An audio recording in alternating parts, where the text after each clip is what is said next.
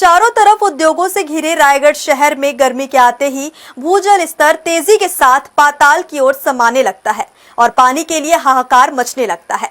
शहर के ऐसे कई इलाके हैं जहां अप्रैल और मई की गर्मी में पानी के पाताल में चले जाने के बाद बोर पंप फेल हो जाते हैं और लोगों को पीने के पानी के लिए मशक्कत करनी पड़ती है। हालांकि पानी की समस्या से निजात पाने के लिए ही केंद्र सरकार की पहल पर रायगढ़ नगर निगम को अमृत मिशन योजना से जोड़ा गया है और शहर में अमृत मिशन के तहत ही सभी 48 वार्डों में पानी की सप्लाई हो रही है। मगर क्या शहर वासियों की प्यास बुझाने के लिए नगर निगम की यह व्यवस्था पर्याप्त है? आइए जानते हैं इस खास रिपोर्ट से। 2011 की जनगणना के अनुसार रायगढ़ शहर की जनसंख्या 1,66,460 थी, जबकि वर्तमान में यहां की अनुमानित आबादी 2,06,775 तक पहुंच चुकी है।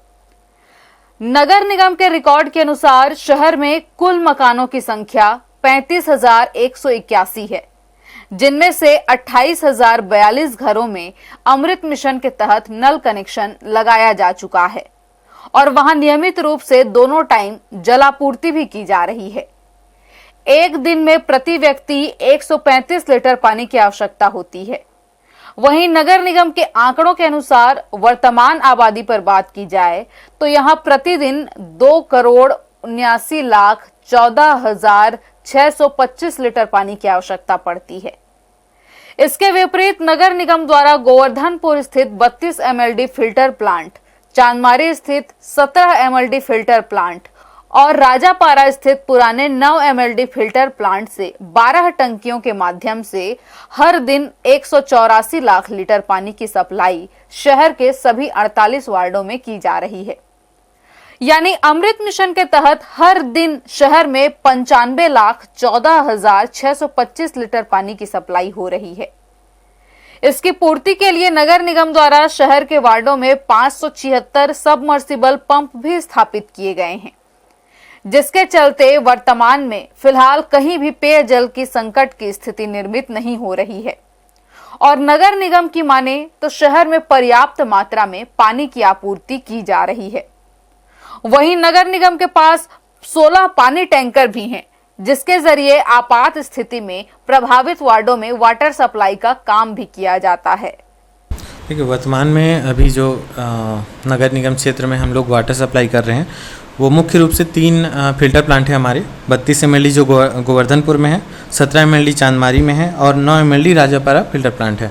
इनके माध्यम से हम टोटल 12 ओवरहेड टैंक को सप्लाई करते हैं और ओवरहेड टैंक के माध्यम से लोगों के घरों में पहुंचता है। अभी वर्तमान में हमारे पास लगभग 28,000 से ज़्यादा नल कनेक्शन हमने दिया हुआ है और इसके अतिरिक्त जिन क्षेत्रों में प्रेशर कम है उन क्षेत्रों के लिए 576 हमारे पास बोरवेल हैं, जिसमें सबमर्सिबल पंप के माध्यम से सप्लाई किया जाता है और 300 से अधिक हैंड पंप है, जिसके माध्यम से हम वाटर सप्लाई अनियमित स्थल पे कर सकते हैं। इसमें लगभग हमने जो अमृत मिशन है उसमें हमने 386 किलोमीटर का पाइपलाइन बिछाया और इसके पूर्व लगभग 200 किलोमीटर का पाइपलाइन पहले से हमारे पास मौजूद थे। अभी वर्तमान में हमारे पास सबमर्सिबल पंप हैं और यदि मान लीजिए कुछ दिक्कत होता है, इलेक्ट्रिसिटी सप्लाई वगैरह प्रभावित होती है या कहीं पर पाइपलाइन का वर्क होता है, तो इसके लिए हमारे पास अतिरिक्त रूप से 16 पानी टैंकर हैं और जिसका रिपेयर काम के लिए हमने वर्तमान में टेंडर भी किया है। ये तो बात हो गई नगर निगम के आंकड़ों की और उनके दावों की, मगर अब अगर हम वर्तमान स्थिति पर नजर डालें तो अमृत मिशन की योजना 2011 के जनसंख्या के आधार पर बनाई गई थी और उसी के अनुरूप ही इस योजना का लाभ लोगों को मिल रहा है, जबकि आज की स्थिति में शहर का चारों ओर विस्तार हो चुका है। सैकड़ों नए मकान बन चुके हैं और कॉलोनियां भी बस चुकी हैं, जिसका रिकॉर्ड नगर निगम के पास नहीं है। इस लिहाज से शहर के 48 वार्डों में नगर निगम की मौजूदा जलापूर्ति की व्यवस्था नाकाफी है।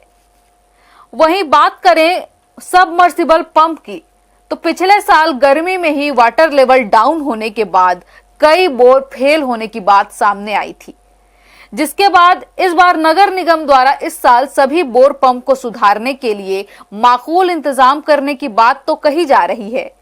मगर इस बीच अमृत मिशन योजना के तहत अगर जलापूर्ति बाधित होती है तो केवल बोर पंप के जरिए पूरे शहर की प्यास बुझाना मुश्किल है, क्योंकि इसके लिए नगर निगम के पास दूसरी कोई वैकल्पिक व्यवस्था ही नहीं है। हर्ष न्यूज के लिए प्रमोद यादव के साथ संतोष मेहर की रिपोर्ट।